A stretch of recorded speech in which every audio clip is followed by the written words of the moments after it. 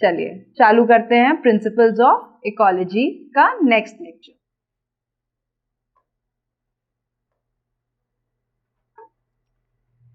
आज सबसे पहले हम लोग इकोसिस्टम के बारे में पढ़ेंगे, ठीक है।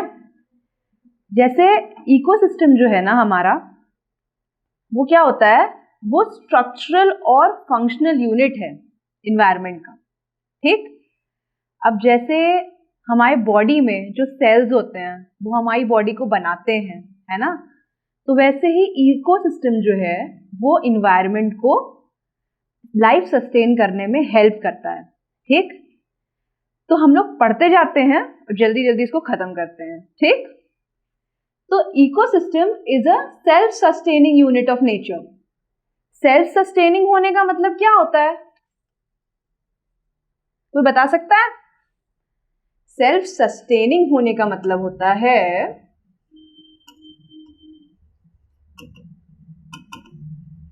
सेल्फ सस्टेनिंग होने का ये मतलब है कि खुद अपने आप में पूरा है, वो अपने आप को डेवलप कर सकता है, बना सकता है, बिगाड़ सकता है, सुधार सकता है। ये कौन कर सकता है? इकोसिस्टम, ठीक। अब इसको डिफाइन कैसे करते हैं? जैसे कि मैंने बताया, फंक्शनल यूनिट है और स्ट्रक्चरल यूनिट भी है, तो it is defined as functionally independent unit. पहले तो फंक्शनल, अपने सारे काम करता है, ठीक। इंडिपेंडेंट होने का क्या मतलब है? स्लाइड चेंज हो गई आपकी। इंडिपेंडेंट होने का क्या मतलब है?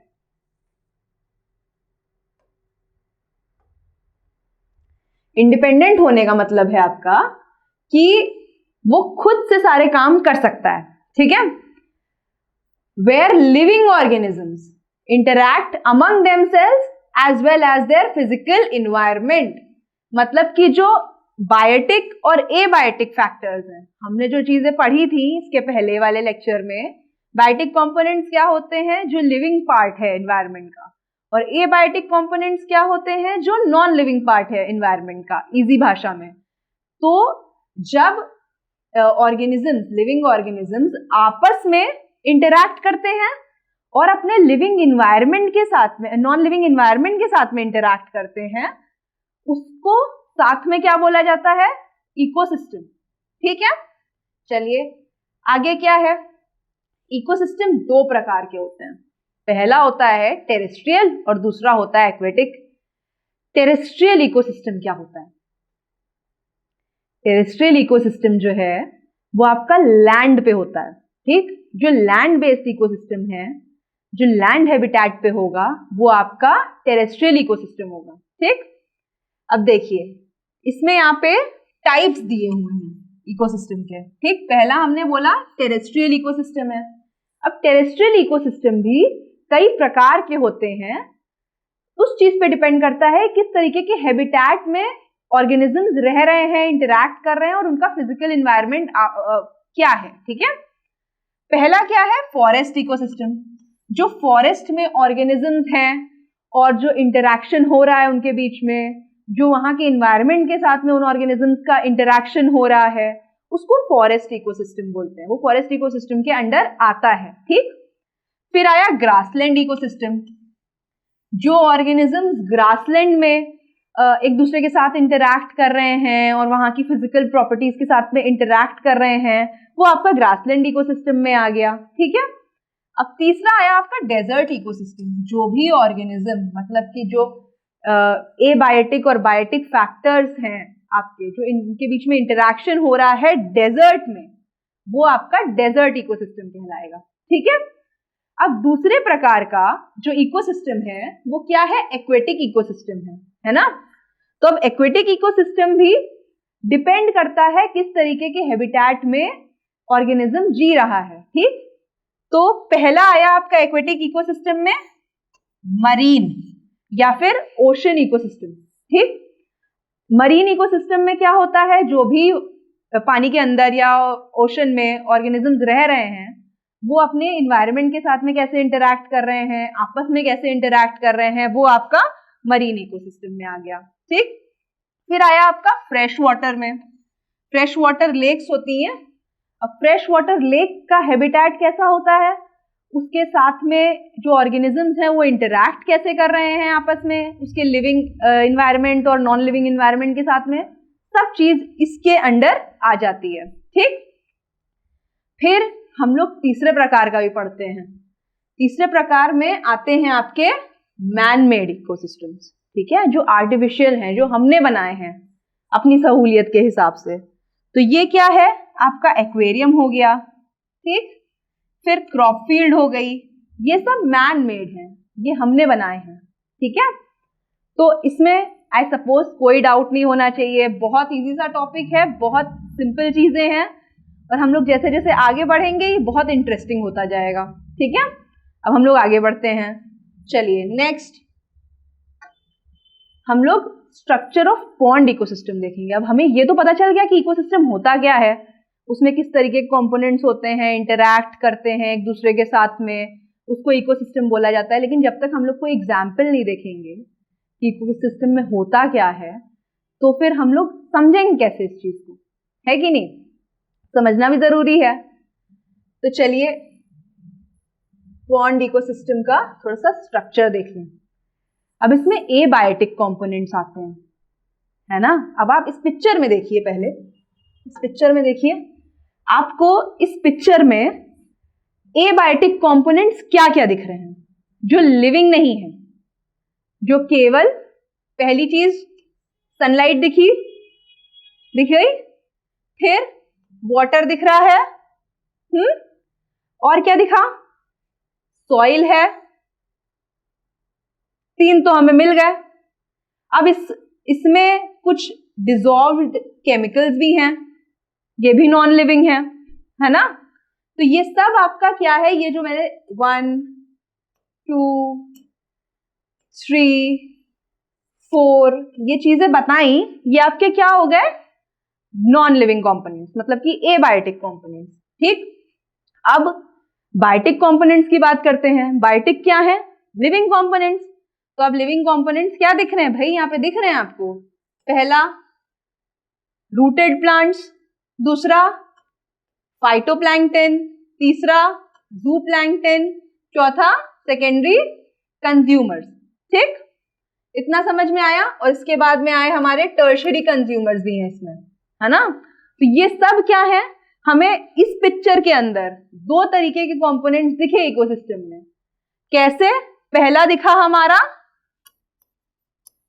एबायोटिक, और दूसरा हमारा क्या दिखा, बायोटिक, मतलब कि लिविंग भी दिख गया हमें और नॉन लिविंग भी दिख गया, ठीक है। एक बार इसको हम लोग ब्रीफली पढ़ लेते हैं, ठीक है। चलिए अब एबायोटिक कंपोनेंट्स फिजिकल, अब इसमें हम लोग 3 तरीके के पढ़ेंगे। एक फिजिकल है जो आपके क्लाइमेट रिलेटेड है, ये जो आपके क्लाइमेट रिलेटेड है, ठीक। और दूसरे और तीसरे क्या है इसमें, इनऑर्गेनिक सब्सटेंसेस, जो मैंने मिनरल्स बताए थे, और ऑर्गेनिक कंपाउंड्स, ठीक है। अब भाई पीछे आते हैं इसमें फिजिकल कंपोनेंट्स पे। फिजिकल कंपोनेंट क्या है आपके, लाइट हो गया, I don't know what is happening, थोड़ा आज कोऑपरेट कर लीजिए।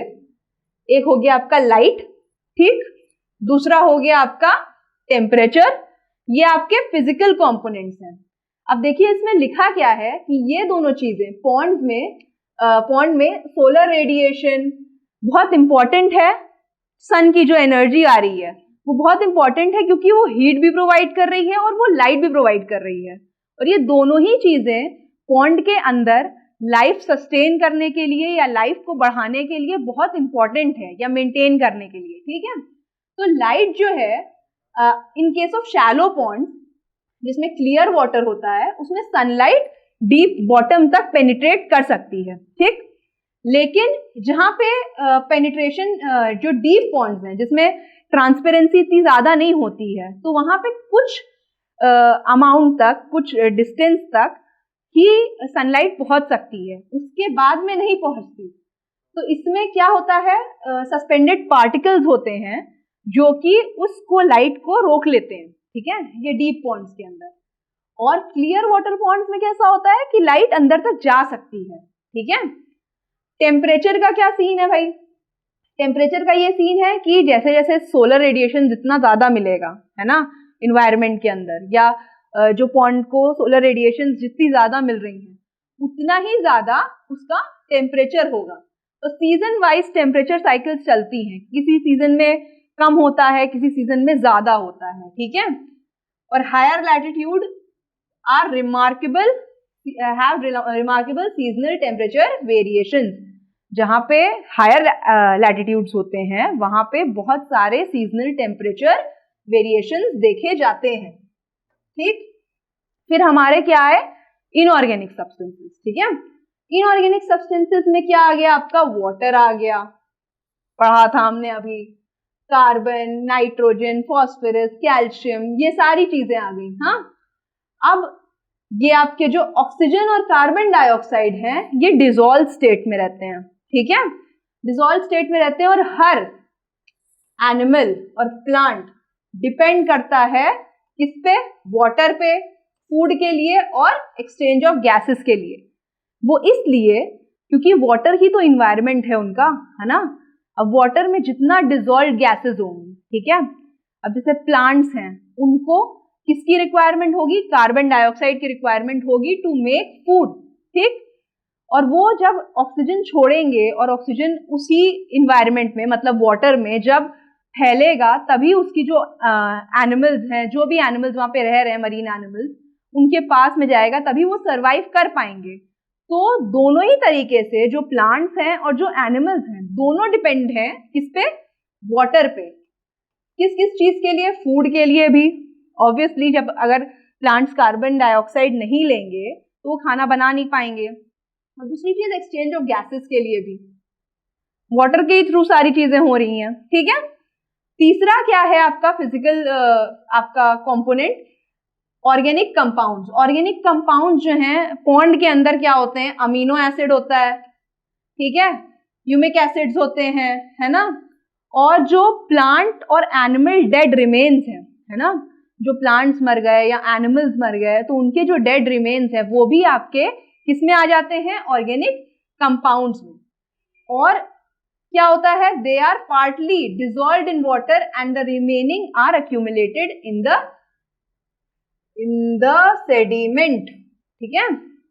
मतलब कि जो प्लांट और एनिमल रिमेन्स है ना, कुछ अमाउंट उनका वाटर में डिसॉल्व हो जाता है, ठीक है, कुछ कंपोनेंट्स, और जो बाकी का है वो जो बेस है, सॉइल का बेस है रिवर में या फिर पॉन्ड में, उसमें डिसॉल्व हो जाता है, सेडिमेंट में डिसॉल्व हो जाता है, ठीक है। तो ये हमारे फिजिकल कंपोनेंट्स थे। अब आए आपके बायोटिक कंपोनेंट्स। हम लोग अभी तक एबायोटिक पढ़ रहे थे, अब हम लोग पढ़ेंगे बायोटिक कंपोनेंट्स जो लिविंग है। हम लोगों ने ये जो डायग्राम था आपका, इसमें कितने लिविंग कंपोनेंट्स देखे थे ये बताइए।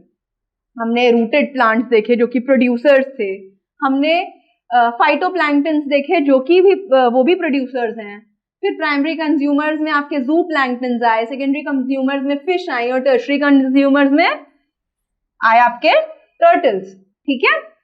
अब हम लोग जब आगे बढ़ रहे हैं तो हम लोग देखते हैं ये सब होते क्या है, ठीक है। तो प्रोड्यूसर्स या ऑटोट्रॉफ्स, प्रोड्यूसर्स अपने नाम से समझ में आ रहा है कि वो कोई चीज प्रोड्यूस कर रहे हैं। क्या प्रोड्यूस कर रहे हैं, वो अपना खाना खुद से प्रोड्यूस कर सकते हैं, ठीक है। तो they synthesize food for all the heterotrophs of the pond, जितने भी हेटेरोट्रॉफ्स हैं जो भी अपना खाना खुद से नहीं बना पाते हैं। ऑटो का मतलब क्या होता है, ऑटोट्रॉफ्स और हेटेरोट्रॉफ्स में बेसिक डिफरेंस क्या है। ऑटोट्रॉफ्स में और हेटेरोट्रॉफ्स में बेसिक डिफरेंस क्या है, ये अपना खाना खुद बना सकते हैं, प्रिपेयर देयर फूड,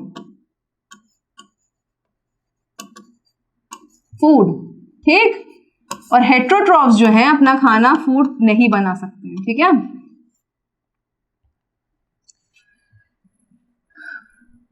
वो किस पे डिपेंडेंट होते हैं फूड के लिए, हेटेरोट्रॉफ्स आपके ऑटोट्रॉफ्स पे, कि ये खाना बनाएंगे तो हम इनको खाएंगे, ठीक।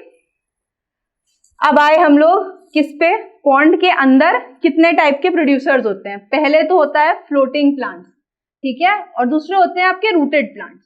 फ्लोटिंग प्लांट्स कौन से हैं, इनको फाइटोप्लैंक्टन भी बोलते हैं। क्या बोलते हैं, फाइटोप्लैंक्टन, ठीक है। तो ये इनके एग्जांपल्स क्या हैं, फाइटो का मतलब होता है प्लांट्स और प्लैंक्टन का मतलब फ्लोटिंग, मतलब कि फ्लोटिंग प्लांट्स।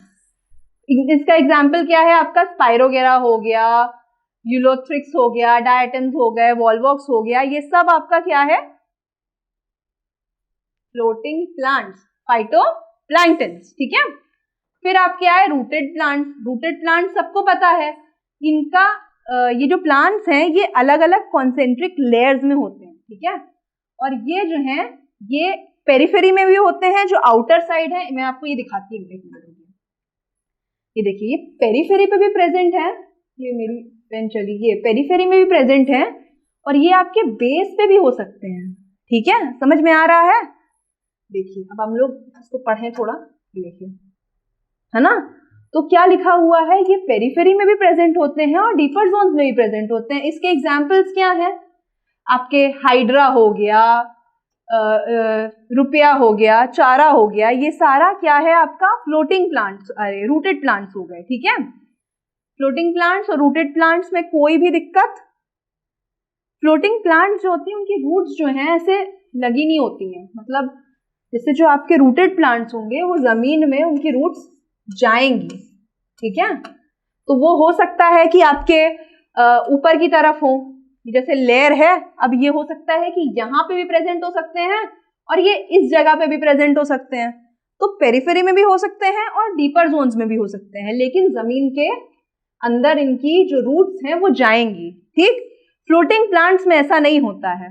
फ्लोटिंग प्लांट्स में क्या रहता है, जो रूट्स है वो पानी के अंदर रहती है और जो प्लांट है अपना खाना खुद बना लेता है। इनके अंदर, फ्लोटिंग प्लांट्स के अंदर वेल डेवलप्ड रूट सिस्टम नहीं होता है, क्योंकि उनको जरूरत ही नहीं है, वो पानी के अंदर ही रहते हैं और थोड़े पानी में भी उनका काम चल जाता है, लेकिन रूटेड प्लांट्स में वेल डेवलप्ड सिस्टम होता है, ठीक है।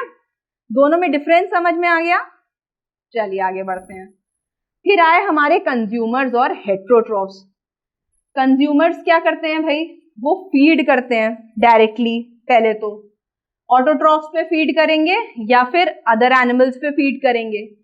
तो कौन कौन हो सकते हैं ये आपके हो गए इंसेक्ट लार्वा, टैडपोल, स्नेल्स, और जो अदर एनिमल्स पे फीड करते हैं वो पॉन्ड इकोसिस्टम की बात हो रही है भाई, है ना। तो उसमें सनफिश हो गया, वास हो गया। अब ये तीसरा लेवल क्या आता है आपके, ये जो फेजेस चल रहे हैं, है ना, कि कौन किसको खाएगा, ये जो चेन चल रही है, उसमें आपका ये आ गया डीकम्पोजर्स। डीकम्पोजर्स, ठीक। डीकम्पोजर्स क्या होते हैं इन जनरल, जो कि फीड करते हैं डेड और डिकेइंग मैटर पे, ठीक। अब इसमें क्या है, they are distributed in the whole pond, ये पूरे पॉन्ड में डिस्ट्रीब्यूटेड होते हैं, but are most abundant at the bottom of the plant of the pond in the sediment. अब सेडिमेंट में क्यों प्रेजेंट है, बताइए जल्दी जल्दी। सेडिमेंट में इसलिए प्रेजेंट है क्योंकि इसमें डेड रिमेन्स होते हैं, किसके, जो प्लांट्स और एनिमल्स हैं, ठीक। इसलिए डिकम्पोजर्स कहां रहते हैं, आपके बेस पे, बॉटम पे, ठीक है। ये आपके 3 लेयर्स हो गई और सारा कुछ आपके इसमें डायग्राम के अंदर हम लोग समझ लिए हैं, है ना। तो इसमें 2 तरीके के हमने फैक्टर्स देखे, आपके एबायोटिक और बायोटिक, ठीक। एबायोटिक सारे फिजिकल फैक्टर्स जितने भी थे और बायोटिक जितने भी लिविंग फैक्टर्स इसमें दिख रहे हैं, ठीक है। बायोटिक फैक्टर्स में हमने क्या क्या पढ़ा, जल्दी जल्दी, हमने क्या क्या पढ़ा, प्रोड्यूसर्स पढ़े, कंज्यूमर्स पढ़े और डिकम्पोजर्स पढ़े, अलग अलग टाइप के। और एबायोटिक फैक्टर्स में हमने क्या क्या पढ़ा, जो क्लाइमेटिक रिजीम थी हमारी, जो इनऑर्गेनिक और ऑर्गेनिक कंपोनेंट्स थे, ठीक है। ये सारा कुछ इस डायग्राम के थ्रू समझ में आ जाना चाहिए। मैं एक बार साइड हो जाती हूँ ताकि आप लोग इसको देख सकें क्लियरली। दिख रहा है, कोई भी दिक्कत? चलिए आगे बढ़ते हैं। थोड़ा सा और पढ़ेंगे।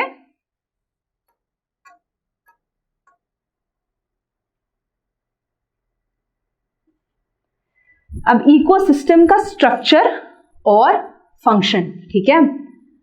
तो जो इंटरैक्शन है ना, बायोटिक और एबायोटिक फैक्टर्स के बीच में, ठीक है, वो रिजल्ट करता है कुछ कैरेक्टरिस्टिक्स, कुछ इंपॉर्टेंट स्ट्रक्चरल और फंक्शनल फीचर्स के उस पे, ठीक, इकोसिस्टम के। और इससे क्या बनती हैं कुछ फीचर्स, स्पीशीज कॉम्पोजिशन, और दूसरा क्या है आपका स्ट्रैटिफिकेशन। ये दो फीचर्स हैं इकोसिस्टम के, फंक्शनल भी हैं और स्ट्रक्चरल भी हैं, ठीक। ये कैसे हैं ये हम लोग पढ़ेंगे। दूसरी चीज क्या है, हम लोग दो तरीके से, पहली तो ये हो गया कि स्पीशीज कॉम्पोजिशन देख लें और स्ट्रैटिफिकेशन देख लें इकोसिस्टम के स्ट्रक्चर और फंक्शन देखने के लिए। दूसरी चीज या तो देख लें हम लोग कि जो रिलेशनशिप चल रही है, जो फूड चेन चल रही है, जो भी रिलेशंस हैं कंज्यूमर्स और प्रोड्यूसर्स और बायोटिक फैक्टर्स के बीच में, सब कुछ उसके बेसिस पे हम लोग स्ट्रक्चर और फंक्शन देखें इकोसिस्टम का, या तो हम लोग ये स्पीशीज कॉम्पोजिशन और स्ट्रैटिफिकेशन के बेसिस पे देखें, ठीक है।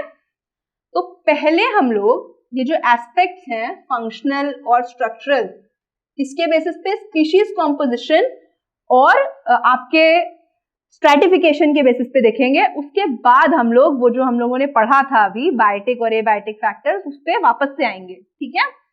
चलिए, स्पीशीज कॉम्पोजिशन क्या होता है, पहले तो कम्युनिटी, स्पीशीज कॉम्पोजिशन जानने के लिए हमें पहले कम्युनिटी के बारे में जानना बहुत जरूरी है। कम्युनिटी क्या है, कम्युनिटी एक असेंबलेज है। असेंबलेज का मतलब साथ में, जब कोई भी 2-4-6 लोग साथ में होते हैं, असेंबल करते हैं, उसको एक असेंबलेज बोलते हैं, ग्रुप को असेंबलेज बोलते हैं, ठीक। Of many populations that are living together in the same place and time. जो भी असेंबलेज है, जो ग्रुप है ऐसे ऑर्गेनिजम्स का या ऐसी पॉपुलेशंस का जो एक सेम टाइम पे सेम स्पेस में रह रहे हैं, ठीक है। तो इसका एग्जाम्पल हम लोग ले सकते हैं ट्रॉपिकल फॉरेस्ट कम्युनिटी का। इसमें ट्रीज होती हैं, हर्ब्स होते हैं, श्रब्स होते हैं, अलग अलग टाइप के ट्रीज होते हैं, ठीक है। तो ये उस जगह का, उस ट्रॉपिकल फॉरेस्ट का क्या हो गया, स्पीशीज कॉम्पोजिशन हो गया कि वहां पे कौन कौन सी टाइप की स्पीशीज हैं, ठीक। अब ये जो है हर इकोसिस्टम में अपनी खुद की स्पीशीज कॉम्पोजिशन होती है। अब जैसे मरीन इकोसिस्टम होगा तो उसमें उस तरीके के स्पीशीज होंगे जो एक्वेटिक इन्वायरमेंट में रह सकें या हैबिटेट में रह सकें। अगर टेरेस्ट्रियल इकोसिस्टम है तो जो लोग लैंड पे रह सकते हैं या जो स्पीशीज लैंड पे रह सकती हैं उनके बारे में बात होगी, ना कि मरीन के बारे में बात होगी, है ना। तो हर इकोसिस्टम का एक अपना स्पीशीज कॉम्पोजिशन होता है, ठीक। अब जैसे हम लोग not only are the types of species different these two ecosystems but even their total number and biomass varies। देखिए, जो टोटल नंबर ऑफ स्पीशीज है ना इन इकोसिस्टम्स के अंदर, वो तो वेरी करती ही हैं, उनका बायोमास भी डिफर करता है, ठीक है। अब फॉरेस्ट इकोसिस्टम में लार्ज नंबर ऑफ स्पीशीज होते हैं, ठीक है, प्लांट्स के हैं, एनिमल्स के हैं, ग्रासलैंड से ज्यादा, ठीक, नंबर चेंज हुआ। और इसमें जो नंबर है और टाइप्स ऑफ स्पीशीज है कम्युनिटी में, वो डिटरमाइन करते हैं किसी भी इकोसिस्टम की स्टेबिलिटी, ठीक, कि इक्विलिब्रियम उनमें कितना है। जितने अगर हम लोग बात करें इस चीज की कि जो रिसोर्सेज हैं, जो एबायोटिक कंपोनेंट्स हैं आपके, वो कम पड़ रहे हैं बायोटिक कंपोनेंट्स के लिए, ठीक, तो वो स्टेबल नहीं हो पाएगा इकोसिस्टम, वो जी नहीं पाएगा, ठीक।